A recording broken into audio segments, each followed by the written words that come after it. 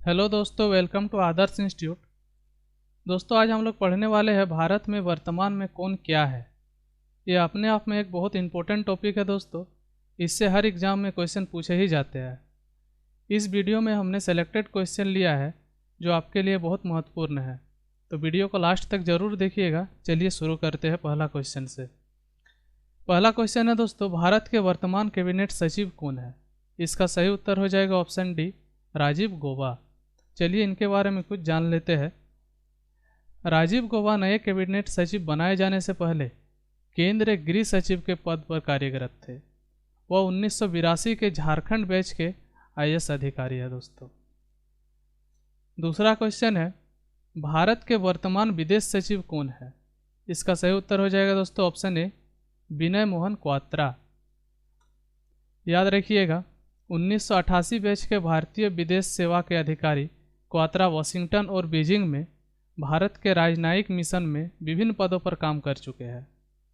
उन्होंने 32 वर्षों की अपनी सेवा के दौरान प्रधानमंत्री कार्यालय में संयुक्त सचिव के रूप में भी कार्य किया है दोस्तों। क्वेश्चन नंबर 3 है, भारत के वर्तमान गृह सचिव कौन है। इसका सही उत्तर हो जाएगा दोस्तों ऑप्शन बी, अजय कुमार भल्ला। याद रखिएगा, भारतीय प्रशासनिक सेवा के 1984 बैच के आसाम मेघालय कैडर के अधिकारी है। उन्हें अगस्त 2019 में केंद्रीय गृह सचिव नियुक्त किया गया था। वो 60 वर्ष के आयु के होने पर नवंबर 2020 में सेवानिवृत्त होने वाले थे। पहली बार उन्हें 17 अक्टूबर 2020 से 22 अगस्त 2021 तक के लिए सेवा विस्तार कर दिया गया था दोस्तों। नेक्स्ट है, भारत के वर्तमान रक्षा सचिव कौन है। इसका सही उत्तर हो जाएगा दोस्तों option C, Ajay Kumar. Ajay Kumar 1985 batch के केरल कैडर के आईएएस अधिकारी है। उनका जन्म 2 अक्टूबर 1962 को उत्तर प्रदेश में हुआ था। उन्होंने आईआईटी कानपुर से इलेक्ट्रिकल इंजीनियरिंग की पढ़ाई की। वे भारत के 39वें रक्षा उत्पादन सचिव है दोस्तों। क्वेश्चन नंबर 5 है, भारत के वर्तमान महालेखा परीक्षक सीएजी कौन है। इसका सही उत्तर हो जाएगा दोस्तों ऑप्शन ए, गिरीश चंद्र मुर्मू। गिरीश चंद्र मुर्मू जो केंद्र शासित प्रदेश जम्मू कश्मीर के पहले लेफ्टिनेंट गवर्नर थे दोस्तों। ये बहुत इंपॉर्टेंट है, याद रखिएगा। गिरीश चंद्र मुर्मू जम्मू कश्मीर के पहले लेफ्टिनेंट गवर्नर थे दोस्तों। गुजरात कैडर के 1985 बैच के भारतीय प्रशासनिक सेवा के अधिकारी है और गुजरात सीएम के रूप में अपने कार्यालय के दौरान नरेंद्र मोदी के प्रमुख सचिव थे। वो वित्त मंत्रालय में व्यय विभाग के सचिव थे दोस्तों। क्वेश्चन नंबर 6 है, भारत के वर्तमान महालेखा नियंत्रक कौन है। इसका सही उत्तर हो जाएगा दोस्तों ऑप्शन डी, सोनाली सिंह। ये एकदम लेटेस्ट है दोस्तों, इसको याद रखिएगा, सोनाली सिंह। सोनाली सिंह भारतीय सिविल लेखा सेवा की 1987 बैच के अधिकारी है। वह अक्टूबर 2019 से अतिरिक्त महालेखा नियंत्रक के रूप में कार्यरत है। इससे पहले उन्होंने केंद्रीय सतर्कता आयोग में भी अतिरिक्त सचिव के रूप में काम किया है दोस्तों। वर्तमान में भारत के अटॉर्नी जनरल कौन है दोस्तों। इसका सही उत्तर हो जाएगा दोस्तों आर वेंकट रमनी। याद रखिएगा, वरिष्ठ अधिवक्ता आर वेंकट रमनी को 3 साल के लिए भारत के नए अटॉर्नी जनरल के रूप में नियुक्त किया गया है। वेंकट रमनी एक सीनियर एडवोकेट है जिन्हें सुप्रीम कोर्ट में 42 साल का अनुभव है। वो मौजूदा अटॉर्नी जनरल के वेणुगोपाल की जगह लेंगे, जिनका कार्यकाल 30 सितंबर को समाप्त हो गया है दोस्तों। क्वेश्चन नंबर 8 है, भारत के वर्तमान सॉलिसिटर जनरल कौन है। इसका सही उत्तर हो जाएगा दोस्तों ऑप्शन बी, तुषार मेहता। 1987 में अहमदाबाद की एल शाह कॉलेज में पढ़ाई पूरा करने के बाद एडवोकेट के तौर पर अपना करियर शुरू किया। मौजूदा समय में उनकी पहचान नरेंद्र मोदी और अमित शाह जैसे क्लाइंट के वकील के तौर पर है, लेकिन इस करियर में उनकी शुरुआत एक कांग्रेस नेता के साथ हुई थी दोस्तों। क्वेश्चन नंबर 9 है, भारत के उच्चतम न्यायालय के मुख्य न्यायाधीश कौन है। इसका सही उत्तर हो जाएगा दोस्तों ऑप्शन बी, यूयू ललित। और याद रखिएगा दोस्तों ये 49वें है और इनके बाद इनके बेटा धनंजय यशवंत चंद्रचूड़ कुछ ही दिनों में बनने वाले हैं दोस्तों, क्योंकि इनका कार्यकाल बहुत कम दिनों का बचा हुआ है।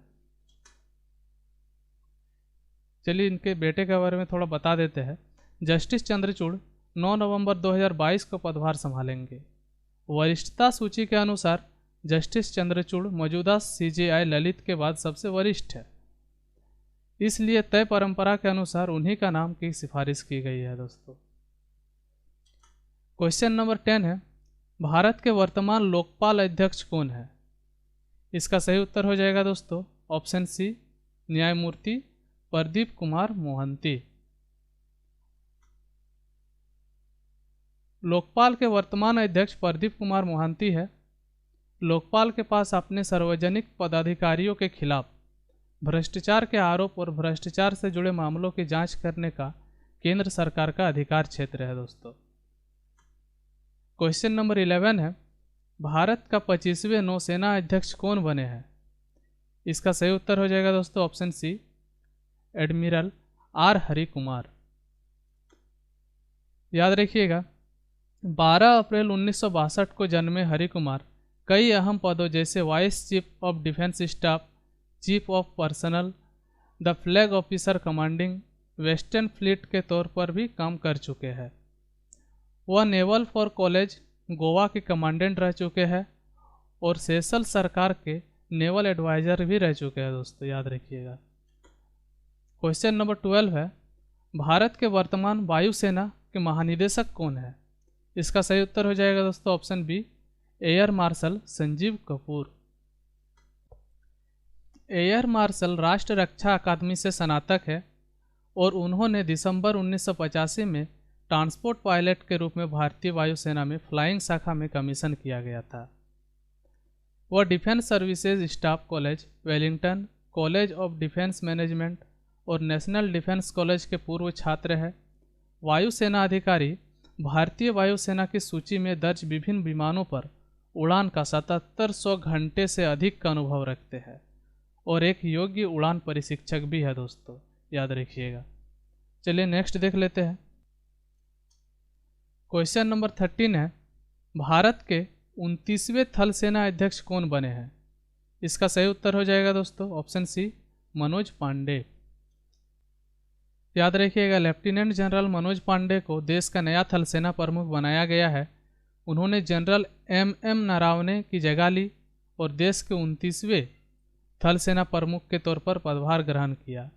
वह सेना की इंजीनियरिंग विंग से आते हैं और ऐसा पहली बार है जब सेना की इंजीनियरिंग कोर से किसी अधिकारी ने थल सेना की कमान संभाली है। इससे पूर्व 28 बार पैदल सेना, तोपखाना और बख्तरबंद रेजिमेंट के अधिकारी ही थल सेना प्रमुख बनाए जाते रहे हैं दोस्तों। चलिए नेक्स्ट देख लेते हैं।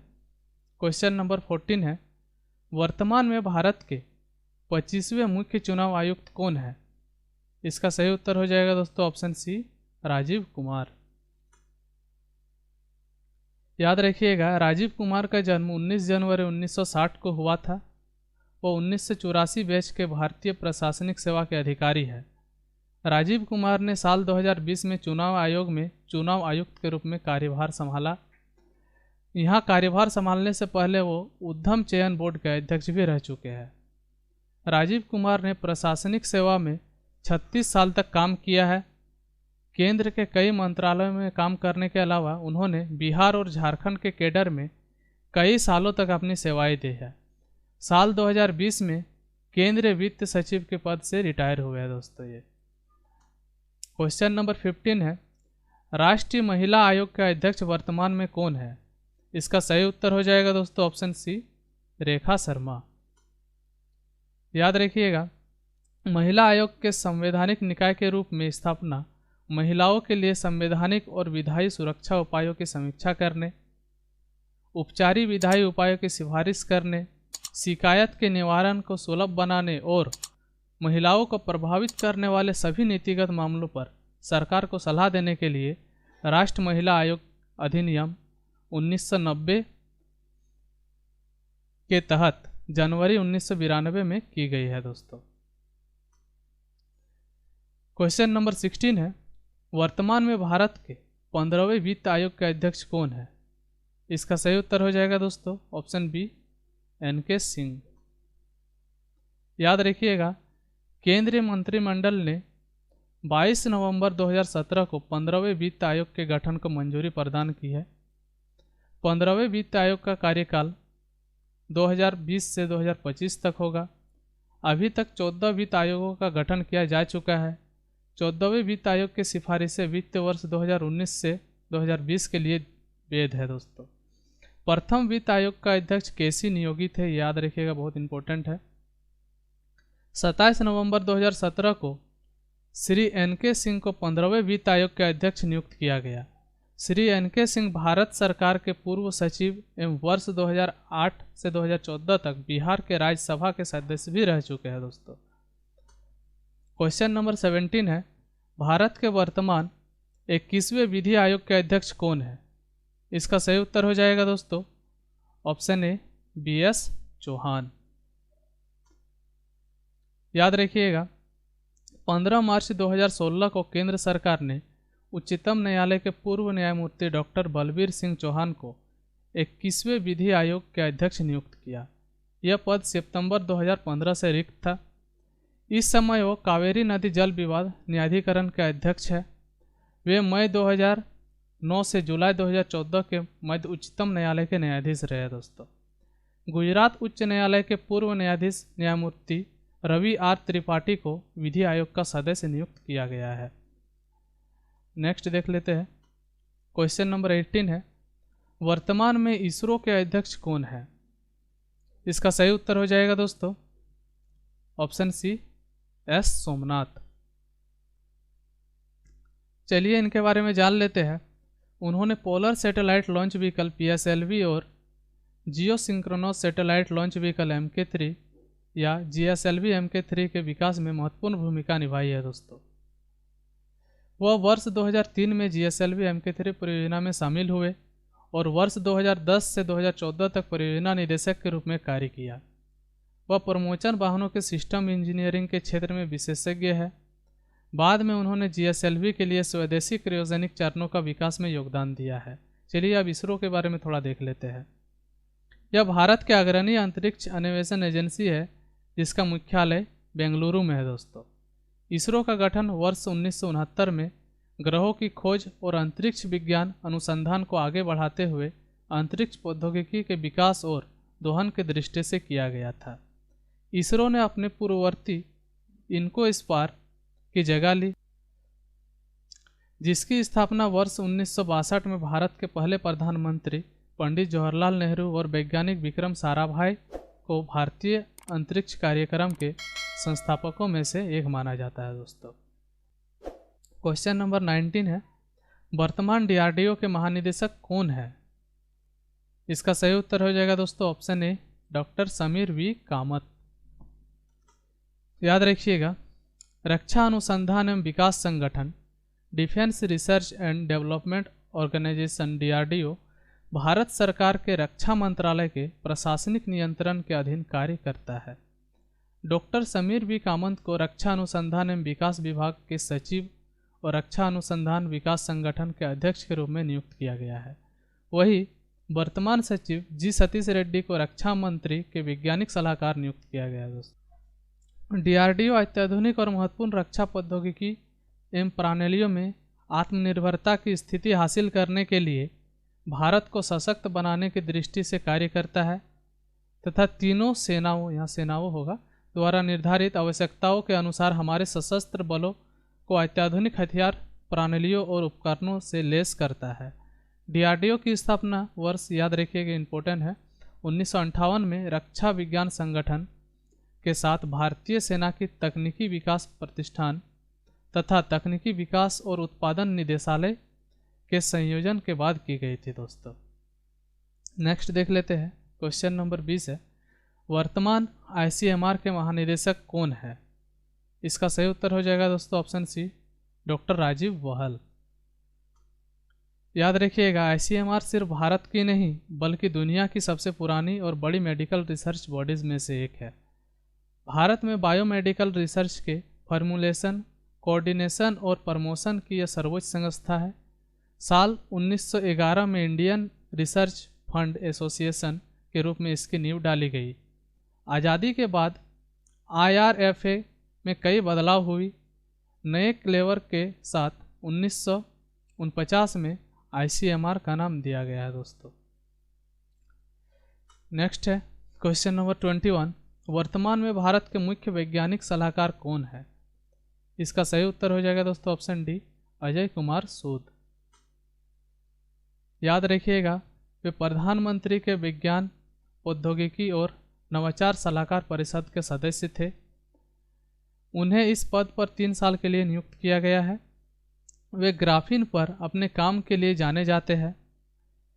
इसके अलावा वह भारतीय विज्ञान संस्थान बेंगलुरु में भौतिकी के प्रोफेसर है। वह प्रसिद्ध जीव विज्ञानी के विजय राघवन का स्थान लिया है दोस्तों। क्वेश्चन नंबर 22 है दोस्तों, वर्तमान में भारत के मुख्य आर्थिक सलाहकार कौन है? इसका सही उत्तर हो जाएगा ऑप्शन ए, अनंत नागेश्वरन। याद रखिएगा इस नियुक्ति से पहले डॉक्टर नागेश्वरन एक रचनाकार, एक लेखक, शिक्षक और सलाहकार के रूप में काम कर चुके हैं। उन्होंने भारत व सिंगापुर के कई स्कूलों और प्रबंधन संस्थानों में अध्यापन का कार्य भी किया है। आर्थिक विषयों पर उनके विचार बड़े पैमाने पर प्रकाशित हुए हैं दोस्तों। क्वेश्चन नंबर 23 है, वर्तमान में भारत के राष्ट्रीय सुरक्षा सलाहकार कौन है? इसका सही उत्तर हो जाएगा दोस्तों ऑप्शन सी, अजीत डोभाल। याद रखिएगा राष्ट्रीय सुरक्षा सलाहकार राष्ट्र सुरक्षा परिषद के मुख्य कार्यकारी एवं भारत के प्रधानमंत्री के राष्ट्र और अंतर्राष्ट्रीय सुरक्षा के प्राथमिक सलाहकार होते हैं। अजीत कुमार डोभाल सेनावृत्त IPS एवं भारत के वर्तमान राष्ट्र सुरक्षा सलाहकार है। वे 30 मई 2014 से इस पद पर है दोस्तों। डोभाल भारत के 5वें राष्ट्र सुरक्षा सलाहकार है। वे भारत के ऐसे एकमात्र नागरिक हैं जिन्हें शांति काल में दिया जाने वाला दूसरा सबसे बड़ा पुरस्कार कीर्ति चक्र से सम्मानित किया गया है दोस्तों। क्वेश्चन नंबर 24 है, हाल ही में किसे CBI का प्रमुख बनाया गया है? इसका सही उत्तर हो जाएगा दोस्तों ऑप्शन बी, सुबोध कुमार जायसवाल। याद रखिएगा CBI के वर्तमान अध्यक्ष सुबोध कुमार जायसवाल है। उनकी नियुक्ति केंद्र सरकार ने 25 मई 2021 को की थी, जिसके बाद उन्होंने 26 मई 2021 को केंद्रीय जांच ब्यूरो के अध्यक्ष का कार्यभार संभाला। वे 2 साल इस पद पर रहेंगे। 1985 बैच के भारतीय पुलिस सेवा के अधिकारी जायसवाल महाराष्ट्र के पुलिस महानिदेशक रह चुके। वह research and analysis wing raw और SPG में भी रह चुके हैं। उन्होंने चर्चित तेलगी घोटाले और मालेगांव ब्लास्ट की जांच की थी दोस्तों। याद रखिए क्वेश्चन नंबर 25 है, वर्तमान में भारतीय रिजर्व बैंक के गवर्नर कौन है? इसका सही उत्तर हो जाएगा दोस्तों ऑप्शन बी, शक्तिकांत दास। याद रखिएगा 12 दिसंबर 2018 को शक्तिकांत दास ने भारतीय रिजर्व बैंक के 25वें गवर्नर के रूप में कार्यभार ग्रहण किया था। शक्तिकांत दास IS सेनावृत्त पूर्व सचिव, राजस्व विभाग और आर्थिक मामलों के विभाग एवं वित्त मंत्रालय में भी कार्यभार संभाल चुके हैं। क्वेश्चन नंबर 26 है, वर्तमान में भारतीय स्टेट बैंक के अध्यक्ष कौन है? इसका सही उत्तर हो जाएगा दोस्तों ऑप्शन सी, दिनेश कुमार खारा। याद रखिएगा ब्रिटिश काल में तीसरी प्रेसिडेंसी बैंक की स्थापना 1 जुलाई 1843 को बैंक ऑफ मद्रास के रूप में की गई और इसका भी नींव ईस्ट इंडिया कंपनी ने ही रखी थी। हालांकि 27 जनवरी 1921 को यह क्रियाशील इंपीरियल बैंक ऑफ इंडिया के रूप में हुआ। फिर इस बैंक को 1 जुलाई 1955 में स्टेट बैंक ऑफ इंडिया नाम दे दिया गया। इसके बाद RBI का जो हिस्सेदारी भारतीय स्टेट बैंक में था उसका अधिग्रहण 2008 में भारत सरकार ने कर लिया है दोस्तों। क्वेश्चन नंबर 27 है, हाल ही में सांसद टीवी के नए CEO कौन बने हैं? इसका सही उत्तर हो जाएगा दोस्तों ऑप्शन बी, उत्पल कुमार सिंह। याद रखिएगा भारतीय प्रशासनिक सेवा के सेनावृत्त अधिकारी रवि कपूर को सांसद टीवी के CEO पद से मुक्त कर दिया गया है। राज्यसभा के सभापति और लोकसभा अध्यक्ष ने संयुक्त रूप से निर्णय लिया है कि उत्पल कुमार सिंह, जो वर्तमान में, ये याद रखिएगा, लोकसभा महासचिव का पद संभाल रहे हैं। सांसद टीवी के सीईओ के कार्यों का भी अतिरिक्त रूप से निर्वहन करेंगे। इसको अतिरिक्त प्रभार दिया गया है सांसद टीवी के सीईओ का दोस्तों। वर्तमान में ये लोकसभा के महासचिव का पद संभाल रहे हैं। क्वेश्चन नंबर 28 है, वर्तमान नीति आयोग के सीईओ कौन है? इसका सही उत्तर हो जाएगा दोस्तों ऑप्शन बी, परमेश्वरन अय्यर। याद रखिएगा, नीति आयोग मोदी सरकार द्वारा योजना आयोग के स्थान पर गठित एक नया संस्थान है। इसका प्रस्ताव 1 जनवरी 2015 को जारी किया गया था। क्वेश्चन नंबर 29 है, वर्तमान में रेलवे बोर्ड के सीईओ एवं अध्यक्ष कौन है? इसका सही उत्तर हो जाएगा दोस्तों ऑप्शन सी, विनय कुमार त्रिपाठी। याद रखिएगा, त्रिपाठी जी इससे पहले उत्तर पूर्व रेलवे के महाप्रबंधक थे। उत्तर पूर्व रेलवे के एक आधिकारिक बयान के अनुसार त्रिपाठी ने रुड़की से बीटेक किया। 1983 में Indian railway service of electrical engineers के माध्यम से वह रेलवे में शामिल हुए। उनकी पहली पोस्टिंग उत्तर रेलवे के सहायक विद्युत अभियंता के रूप में की गई थी दोस्तों। क्वेश्चन नंबर 30 है, वर्तमान में नीति आयोग के उपाध्यक्ष कौन है? इसका सही उत्तर हो जाएगा दोस्तों ऑप्शन बी, सुमान कुमार बेरी। याद रखिएगा, साल 2012 की शुरुआत से साल 2016 के मध्य तक सुमन बेरी द हेग में स्थित सेल इंटरनेशनल के मुख्य अर्थशास्त्री थे। उन्होंने ग्लोबल इकोनॉमिक और पॉलिटिकल डेवलपमेंट पर रॉयल डच सेल के बोर्ड और मैनेजमेंट को सलाह भी दी है दोस्तों। क्वेश्चन नंबर 31 है, वर्तमान लोक लेखा समिति के अध्यक्ष कौन है? इसका सही उत्तर हो जाएगा दोस्तों option D, Adhir Ranjan Chaudhary. Next देख ले। क्वेश्चन नंबर 32 है, वर्तमान में प्राक्कलन समिति के अध्यक्ष कौन है? इसका सही उत्तर हो जाएगा दोस्तों ऑप्शन सी, गिरीश बापट। याद रखिएगा दोस्तों, यह समिति सांसद के माध्यम से सरकार द्वारा प्राप्त किए गए धन के व्ययों के अनुमान की जांच पड़ताल करती है। यह स्थायी मितव्ययिता समिति के रूप में कार्य करती है और इसके आलोचना या सुझाव सरकार के फिजूल खर्ची पर रोक लगाने के काम करते हैं दोस्तों। प्राक्कलन समिति यह बताती है कि प्राक्कलन में निहित नीति के अनुरूप क्या मितव्ययिता बरती जा सकती है तथा संगठन कार्यकुशलता और प्रशासन में क्या क्या सुधार किए जा सकते हैं।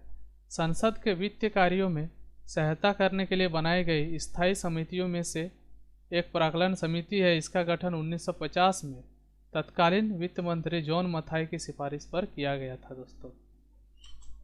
क्वेश्चन नंबर 33 है, वर्तमान में यूपीएससी के अध्यक्ष कौन है? इसका सही उत्तर हो जाएगा दोस्तों option A, Manoj Soni. UPSC level A और लेवल बी के कर्मचारियों की भर्ती के लिए एक स्वतंत्र संगठन है। संघ लोक सेवा आयोग की स्थापना 1 अक्टूबर 1926 को हुई थी। यूपीएससी का मुख्यालय दोस्तों नई दिल्ली में है। क्वेश्चन नंबर 34 है, बार्क इंडिया के नए अध्यक्ष कौन बने हैं? इसका सही उत्तर हो जाएगा दोस्तों ऑप्शन ए, शशि सिन्हा। याद रखिएगा, भारत में डॉक्टर होमी जहांगीर भाभा के नेतृत्व में परमाणु कार्यक्रम आरंभ किया गया था। वह 5 जनवरी 1954 को इस परमाणु ऊर्जा आयोग के द्वारा AETT के नाम से आरंभ किया गया था। उसके बाद दोस्तों भारत के तत्कालीन प्रधानमंत्री जवाहरलाल नेहरू ने इसे 20 जनवरी 1957 को राष्ट्र को समर्पित कर दिया था।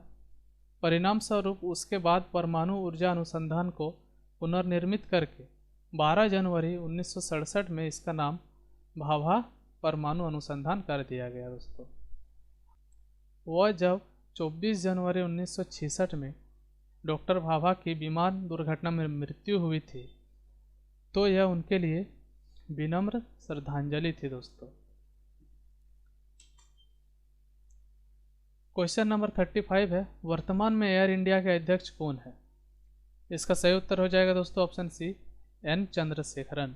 एयर इंडिया हमेशा से सरकारी कंपनी नहीं थी। 1932 में JRT टाटा ने टाटा एयरलाइंस के नाम से इसे शुरू किया था।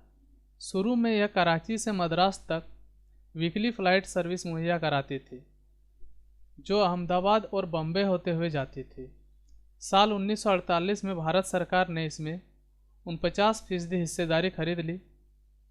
1953 में सरकार एयर कॉरपोरेशन एक्ट पास कर जेआरटी टाटा से मेजॉरिटी हिस्सेदारी खरीद ली। फिर इसका नाम बदलकर एयर इंडिया इंटरनेशनल कर दिया गया था दोस्तों। क्वेश्चन नंबर 36 है, और याद रखिएगा अभी उसका वर्तमान में स्वामित्व फिर से टाटा के पास आ गया है। क्वेश्चन नंबर 36 है दोस्तों, वर्तमान में प्रधानमंत्री नरेंद्र मोदी के सलाहकार कौन है? इसका सही उत्तर हो जाएगा दोस्तों ऑप्शन बी, तरुण कपूर। याद रखिएगा ये भारतीय प्रशासनिक सेवा के 1987 बैच के हिमाचल प्रदेश कैडर के अधिकारी है। वो 30 नवंबर 2021 से पेट्रोलियम और प्राकृतिक गैस मंत्रालय के सचिव पद से सेवानिवृत्त हुए थे। कैबिनेट के नियुक्ति समिति ने प्रधानमंत्री कार्यालय में प्रधानमंत्री के सलाहकार के रूप में कपूर की नियुक्ति को मंजूरी दे दी है। क्वेश्चन नंबर 37 है, वर्तमान में प्रधानमंत्री नरेंद्र मोदी के निजी सचिव कौन है? इसका सही उत्तर हो जाएगा दोस्तों ऑप्शन सी, विवेक कुमार। याद रखिएगा आईएफएस अधिकारी विवेक कुमार इससे पहले 2013-14 तक यह विदेश मंत्रालय में सेवारत रहे थे। उन्होंने आईआईटी बॉम्बे से बीटेक की पढ़ाई की है। 2014 में प्रधानमंत्री कार्यालय से बतौर डिप्टी सेक्रेटरी जुड़े थे। बीटेक के बाद विवेक बिजनेस डेवलपमेंट मैनेजर के तौर पर एक टेलीकॉम सॉफ्टवेयर स्टार्टअप में भी काम कर चुके हैं। मोदी सरकार में उनकी छवि बेहतरीन अफसर के रूप में मानी जाती है दोस्तों। क्वेश्चन नंबर 38 है, वर्तमान में भारतीय पुरुष क्रिकेट टीम के मुख्य कोच कौन है? इसका सही उत्तर हो जाएगा दोस्तों ऑप्शन ए, राहुल द्रविड़। चलिए थोड़ा बीसीसीआई के बारे में हम लोग जान लेते हैं। बीसीसीआई का गठन 1928 में हुआ था और आज ये एक सरकारी संस्था है। बीसीसीआई का मुख्यालय मुंबई में स्थित है। बीसीसीआई का मुख्य काम है कि भारत में होने वाले सभी क्रिकेट मैच का नियंत्रण करवाना और उनके आयोजन करवाना। बीसीसीआई द्वारा अंतर्राष्ट्रीय क्रिकेट में भारत के खिलाड़ियों को भारत की ओर से प्रतिनिधित्व करना है। क्वेश्चन नंबर 39 है दोस्तों, वर्तमान भारतीय महिला क्रिकेट टीम के मुख्य कोच कौन है? इसका सही उत्तर हो जाएगा दोस्तों option C, Ramesh Powar. Question number 40 है, वर्तमान फेसबुक में शिकायत अधिकारी कौन है? इसका सही उत्तर हो जाएगा दोस्तों ऑप्शन सी, स्मृति प्रिया। याद रखिएगा दोस्तों फेसबुक के बारे में, इसका आरंभ 2004 में हार्वर्ड के एक छात्र मार्क जुगलबर्ग ने की थी। तब इसका नाम द फेसबुक था। कुछ ही महीनों में यह नेटवर्क पूरे यूरोप में पहचाने जाने लगा। अगस्त 2005 में इसका नाम फेसबुक कर दिया गया था। क्वेश्चन नंबर 41 है, वर्तमान में press trust of India PTI के अध्यक्ष कौन है? इसका सही उत्तर हो जाएगा दोस्तों ऑप्शन ए, अविक सरकार। याद रखिएगा भारत की सबसे बड़ी समाचार पत्र एजेंसी पीटीआई की स्थापना 27 अगस्त सन 1947 को हुई थी तथा 1 फरवरी सन 1949 को कार्य प्रारंभ हुआ था। क्वेश्चन नंबर 42 है, हाल ही में व्हाट्सएप के शिकायत अधिकारी किसे नियुक्त किया गया है? इसका सही उत्तर हो जाएगा दोस्तों ऑप्शन सी, परेश बी लाल। याद रखिएगा व्हाट्सएप की स्थापना जॉन कॉम और ब्रायन एक्टन ने की थी, जिन्होंने उससे पहले कुल 20 साल याहू में बिताए थे। व्हाट्सएप 2014 में फेसबुक में शामिल हो गया, लेकिन अभी भी वो एक अलग ऐप के रूप में काम कर रहा है दोस्तों। क्वेश्चन नंबर 43 है, रिलायंस इंडस्ट्रीज लिमिटेड के वर्तमान में चेयरमैन कौन है? इसका सही उत्तर हो जाएगा दोस्तों ऑप्शन सी, आकाश अंबानी। क्वेश्चन नंबर 44 है, आयुष्मान भारत के वर्तमान सीईओ कौन है? इसका सही उत्तर हो जाएगा दोस्तों ऑप्शन बी, आरएस शर्मा। याद रखिएगा भारत सरकार द्वारा केंद्रीय वित्त बजट 2018 में आयुष्मान भारत की घोषणा की गई थी। इसका उद्देश्य है 10 करोड़ परिवारों को 5 लाख रुपये प्रतिवर्ष के स्वास्थ्य बीमा कवच से जोड़ना। क्वेश्चन नंबर 45 है, वर्तमान ट्विटर के शिकायत अधिकारी कौन है? इसका सही उत्तर हो जाएगा दोस्तों ऑप्शन सी विनय प्रकाश। 2006 में जैक डोर्सी जिन्होंने सबसे पहले इस ऐप के विषय में विचार किया था, उनका कहना है कि वो इसे एक्चुअली एक ऐसा सर्विस बनाना चाहते थे जिसमें कि लोग अपने दोस्तों के विषय में अवेयर हो सके कि वो क्या कर रहे हैं, क्या खा रहे हैं, कहाँ घूमने जा रहे हैं, etc। क्वेश्चन नंबर 46 है, वर्तमान में आईबी के प्रमुख कौन है? इसका सही उत्तर हो जाएगा दोस्तों ऑप्शन सी तपन कुमार डेका। नेक्स्ट देख लेते हैं। याद रखिएगा, खुफिया ब्यूरो की स्थापना 23 दिसंबर 1887 को लंदन में भारत के विदेश सचिव द्वारा केंद्रीय विशेष शाखा के रूप में की गई थी। वर्ष 2020 में इसका नाम बदलकर इंटेलिजेंस ब्यूरो रखा गया।